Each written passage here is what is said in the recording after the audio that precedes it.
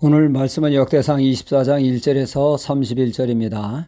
사도행전 6장에 보면 성령 충만하고 은혜 충만한 예루살렘 교회에 분란이 일어나는 것을 보게 되죠.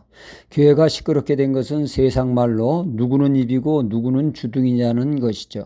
예루살렘 교회는 마가다락방에서 사도들과 120여 명이 모여 기도하는 가운데 성령을 받게 되죠.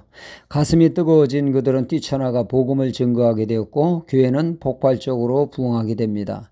3,000명, 5,000명이 주께로 돌아오는 역사로 예루살렘 교회는 부흥의 전기를 맞이하게 되었죠. 은혜 받은 사람들의 특징 중에 하나가 지갑을 열게 되죠. 하나님께 드리는 것이 기쁨이요 영광이 됩니다. 지나치다 싶을 정도로 하나님께 드리게 되죠. 바나바라고 하는 사람은 자신의 밭을 드리기까지 했습니다.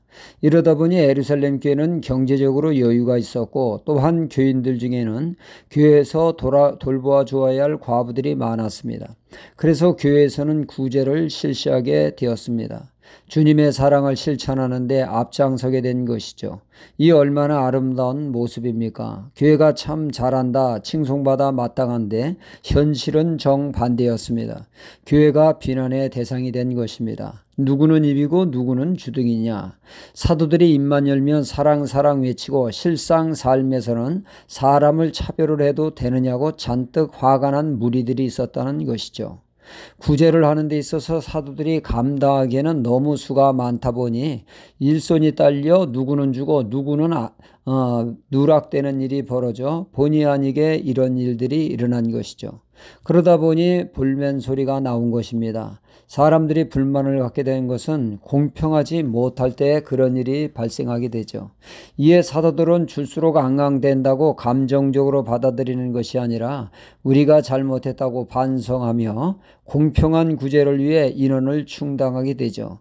7 집사를 세워 이 일을 전담케 해서 한 사람도 누락됨이 없이 섬길 수 있도록 하므로 더 이상 빠지는 사람이 없이 공평하게 구제를 받게 되다 보니 불안은 사라지고 온 교인이 한마음 한뜻이 되어 더욱 복음 증거에 매진함으로 또 다른 부흥의 전기를 맞이하게 되었다는 말씀입니다. 이렇듯 사람들은 애매모호할 때 또 불공평할 때 감정이 크게 상하게 됩니다. 악감정을 품게 돼 공동체를 파괴할 수 있는 주범이 되기에 주의가 필요하죠. 나는 아무 생각 없이 돌을 던졌는데 개구리에게는 죽고 사는 문제가 될 수 있습니다. 야곱도 아무 생각 없이 한 행동이 형제간에 무사한 일이 벌어지지 않았습니까? 야곱은 본의 아니게 4명의 아내를 두게 됩니다. 진짜 사랑했던 여인인 라헬이 있었죠. 그런데 3명의 아내는 줄줄이 애도 잘 낳는데 유독 사랑하는 아내 라헬만은 소식이 없습니다. 강감무소식입니다. 그러다가 사랑하는 아내 라헬이 누뚱이로 요셉을 낳으니 야곱은 얼마나 기뻤는지 모릅니다. 사랑하는 아내가 낳은 아들이니 말이죠. 그러다 보니 다른 아들들은 대충 싸구려 옷을 입혀도 요셉만큼은 소위 명품 브랜드로 치장을 하게 되죠. 그러다 보니 아들들은 크게 불만을 갖게 됩니다. 누구는 다리에서 주워왔나? 왜 요셉만 왕자 취급 특별 대우하는 거야? 우리는 완전 머슴 취급하는구나. 그들은 크게 화가 나 요셉을 죽여버리기까지 하는 도끼를 품게 되었고 급기야 애굽의 종으로 팔아 넘기지 않았습니까? 야곱의 아무 생각 없이 한 행동이 형제간의 불화를 조장한 꼴이 되었고 결국 험한 꼴을 보게 된 것입니다. 하지만 하나님이 일로 합력하여 하나님의 큰 일을 이루셨지만 우리는 늘 불화를 조장하지 않도록 힘써야겠습니다. 늘 평화와 화평을 추구해야 하죠. 오늘 말씀은 아론 가문의 제사장직을 수행하는 데 있어 24반차를 세우는 말씀입니다.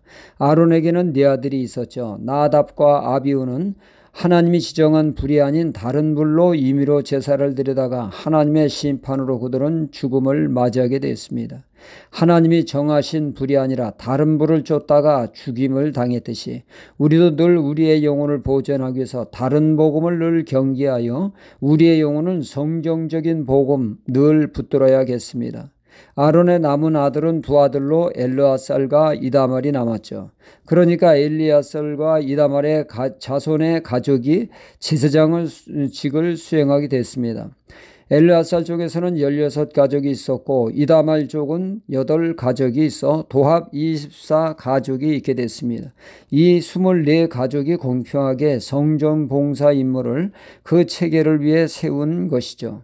그 봉사의 순서대로 공평하게 제비를 뽑아 정했고 그 순번에 따라 섬김으로 봉사와 섬김으로 인한 가문 간의 불화와 갈등을 방지하여 참된 섬김이 될 수 있도록 했다는 말씀입니다.